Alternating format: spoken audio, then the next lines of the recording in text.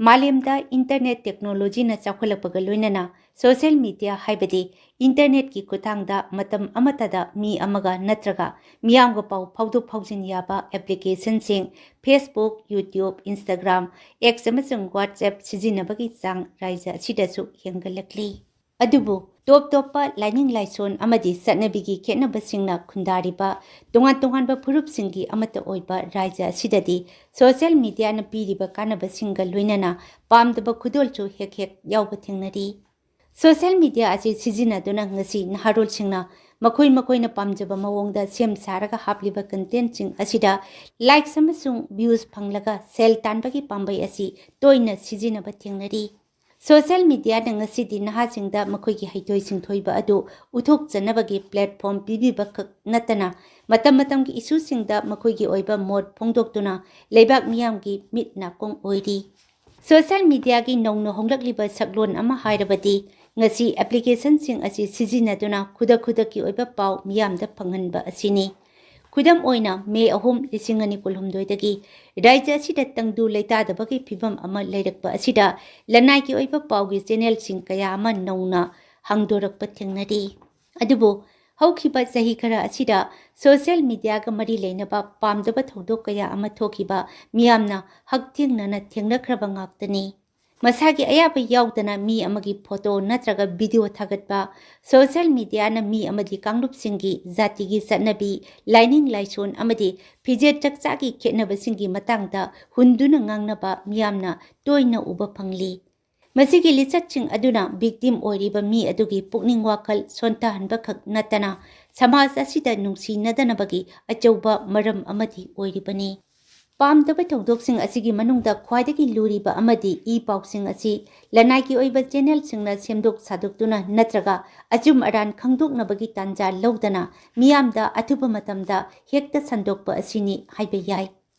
मसिगी मथक्ता अनौबा टेक्नोलॉजी सिजिनदुना डीप फेक्स सेमदोक सादोकलबा ऑडियो अमदी वीडियो टेप अमदी एडिट तौथोकलबा ऑथोरिटी की ऑर्डर अमसु नोटिस सिंग सोशल मीडिया दा थादोरकपना मियामदा चममनबा पोखनबगा लोइनाना इरंग सांगथनबगी मरम ओइ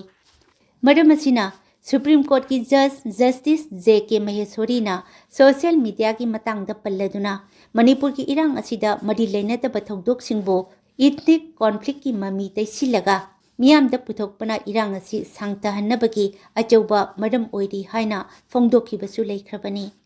सोशल मीडिया सिंगदा हांगलिबा चैनल सिंगी एडमिन ओइरिबा सिंगना सोशल मीडिया का मरी लेनबा लॉ सिंग खुदम ओइना इंफॉर्मेशन टेक्नोलॉजी IT एक्ट लिसिंग अनि information technology intermediary guidelines and digital media ethics code rules लिसिंग अनि कुनमाथोय अमसुंग digital personal data protection act लिसिंग अनि कुलहुमदोइना चिंगबा रूल सिंग ममुत ताना खंगदबना आइन की वांगमदा थबक कया तौरी IT एक्ट की सेक्शन 69A की मखादा सरकारना सोशल मीडिया दा लेबाक असिगी शांति रक्षा अमसुंग पब्लिक ऑर्डर की येंगलगा अथिंगबा कया थंबा याय डिजिटल डेटा प्रोटेक्शन एक्ट लिसिंगनी कुलहुमदोई की मतुंग इनसु सही 19 की मखादा लैरिबा नहासिंगना सोशल मीडिया सिजिनगे हाइरबदी माकी ममा मपागी अयाबा संगी हाइबना सिंगबा प्रोविजन कया याउरी अदुबो राज्य असिदती सोशल मीडिया प्लेटफॉर्म सिंग असिदा हांगलिबा न्यूज चैनल सिंगना पाउ अमा हेक फंगबगा आइना हाना थागली हाइबा मिंगसत फंगनबा होनबदा पाउ अदुगी अचुम अरान पाउ अदुना चुमलबसु मियामदा संदोकलगा थोरकदबा अफा फतगी खंथदना हेक्ता हापा थेंगनरी लिसिंगनी कुलहुमदोई की जुलाई थादा नर्स ओइना मथौ तौरिबी नुपी अमबो माकी इकाई खुमनबा मांगली हाइदुना फोटोगा कोनना फोंगबा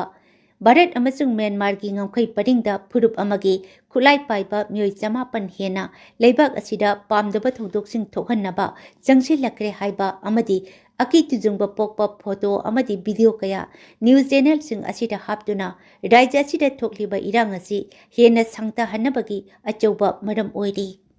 raija asida thokliba irang asida tahai ohoidaba thodok kaya amadi thokre अदुबो इरांग असिगा मरी लेनदबा फोटो वीडियो अमदी पाउ संदोकपना इरांग असिगी मैरी असि तुंग कोइना ओमसिंदुना थमनबगी मरम अमा ओइरिबनी ngasi social media da amuk hapkrabadi maki khongul haibadi digital footprint asi matam pumbagi leibana news channel hangliba singna yamna chekshin ba tangai fate sarkar ki oinadi social ꯃꯤꯗꯤꯌꯥꯗ ꯑꯔꯥꯟꯕ ꯄꯥꯎ ꯁꯟꯗꯣꯛꯂꯤꯕꯁꯤꯡ ꯑꯁꯤ ꯊꯦꯡꯅꯅꯕ ꯑꯥꯏꯟ ꯁꯦꯝꯗꯨꯅ ꯂꯩꯔꯦ ꯑꯃꯗꯤ ꯃꯁꯤꯒꯤ ꯋꯥꯡꯃꯗ ꯆꯠꯄ ꯃꯤꯑꯣꯏꯁꯤꯡ ꯃꯈꯣꯏꯒꯤ ꯐꯪꯐꯝ ꯊꯣꯛꯄ ꯆꯩꯔꯥꯛ ꯑꯗꯨ ꯄꯤꯔꯤ꯫ ꯍꯧꯈꯤꯕ ꯊꯥꯗ ꯆꯨꯔꯥꯆꯥꯟꯄꯨꯔ ꯖꯤꯂꯥꯗꯒꯤ ꯃꯅꯤꯄꯨꯔ ꯄꯨꯂꯤꯁꯅ WhatsApp ꯒ꯭ꯔꯨꯞꯁꯤꯡꯒꯤ ꯑꯦꯗꯃꯤꯅꯤꯁꯇ꯭ꯔꯦꯇꯔ 6ꯀꯤ ꯃꯊꯛꯇ FIR ꯄꯥꯟꯗꯨꯅ ꯑꯦꯛꯁꯟ ꯂꯧꯈꯠꯈꯤ꯫ ꯊꯥ ꯑꯁꯤ ꯍꯧꯔꯛꯄꯗꯁꯨ ꯏꯝꯐꯥꯜꯗꯁꯨ ꯃꯤꯑꯣꯏ ꯑꯃ ꯐꯥꯈꯤ꯫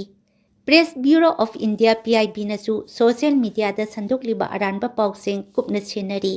ꯆꯌꯣꯜ ꯑꯁꯤꯃꯛꯇꯗꯁꯨ ꯀꯦꯟꯗ꯭ꯔ ꯁꯔꯀꯥꯔꯒꯤ ꯏꯟꯐꯣꯔꯃꯦꯁꯟ ꯑꯦꯟड ꯕ꯭ꯔꯣꯗꯀꯥꯁꯇꯤꯡ ꯃꯟꯇ꯭ꯔꯥꯂꯌꯅ ꯈꯕꯔ, TV, ꯔꯦꯗꯤꯑꯣ ꯑꯃꯁꯨꯡ ꯁꯣꯁꯤꯌꯦꯜ ꯃꯤꯗꯤꯌꯥ ꯅ꯭ꯌꯨꯁ ꯆꯦꯅꯦꯜꯁꯤꯡꯗ ꯄꯥꯎ ꯐꯣꯡꯕꯗ ꯈꯔ ꯍꯦꯟꯅ ꯆꯦꯛꯁꯤꯟꯅꯕ ꯄꯥꯎꯇꯥꯛ ꯄꯤꯈꯤꯕꯁꯨ ꯂꯩꯈ꯭ꯔꯦ꯫ ꯃꯔꯝꯁꯤꯡ ꯑꯁꯤꯅ ꯄꯥꯝꯗꯕ ꯊꯧꯗꯣꯛꯁꯤꯡ ꯊꯣꯛꯇꯅꯕ ꯁꯣꯁꯤꯌꯦꯜ ꯃꯤꯗꯤꯌꯥꯗ ꯅ꯭ꯌꯨꯁ ꯆꯦꯅꯦꯜ ꯍꯥꯡꯂꯤꯕꯁꯤꯡꯅ ꯌꯥꯡꯅ ꯄꯥꯎ ꯄꯤꯕꯗꯒꯤ ꯑꯆꯨꯝꯕ ꯄꯥꯎ ꯄꯤꯕꯅ ꯍꯦꯟꯅ ꯃꯔꯨꯑꯣꯏꯅ ꯂꯧꯕ, ꯃꯔꯤ ꯂꯩꯅꯕ ꯑꯣꯊꯣꯔꯤꯇꯤꯗꯒꯤ ꯆꯞ ꯆꯥꯕ ꯄꯥꯎ ꯈꯪꯗꯣꯛꯄ, ꯚꯥꯏꯔꯦꯜ ꯀꯟꯇꯦꯟꯠ ꯁꯦꯝꯕꯗꯒꯤ ꯂꯩꯕꯥꯛ ꯃꯆꯥ ꯇꯥꯕ ꯑꯃꯁꯨꯡ ꯏꯔꯥꯡ ꯅꯦꯝꯊꯅꯕ ꯅꯨꯡꯁꯤ ꯆꯥꯟꯅꯅ ꯂꯩꯃꯤꯟꯅꯕꯔꯣꯝꯗ ꯍꯦꯟꯅ ꯃꯥꯏ ꯑꯣꯟꯁꯤꯟꯕꯅ ꯆꯨꯝꯒꯅꯤ꯫ ꯃꯁꯤ ꯅꯠꯇꯅ ꯑꯆꯨꯝ ꯑꯔꯥꯟ ꯈꯪꯗꯅ ꯑꯍꯥꯟꯕ ꯄꯥꯎ ꯄꯤꯅꯅꯕ ꯂꯝꯖꯦꯜ ꯆꯦꯜꯂꯤꯕ ꯑꯃꯁꯨꯡ ꯃꯤꯗꯤꯌꯥꯒꯤ ꯑꯥꯏꯟꯁꯤꯡ ꯈꯪꯗꯅ ꯁꯣꯁꯤꯌꯦꯜ ꯃꯤꯗꯤꯌꯥ ꯅ꯭ꯌꯨꯁ ꯆꯦꯅꯦꯜ ꯍꯥꯡꯂꯤꯕ ꯑꯦꯗꯃꯤꯅꯤꯁꯇ꯭ꯔꯦꯇꯔꯁꯤꯡ ꯑꯥꯏꯟꯒꯤ ꯆꯩꯔꯥꯛꯅ ꯃꯅꯝ ꯅꯥꯔꯣꯏ ꯍꯥꯏꯕꯒꯤ ꯋꯥ ꯂꯩꯇꯦ꯫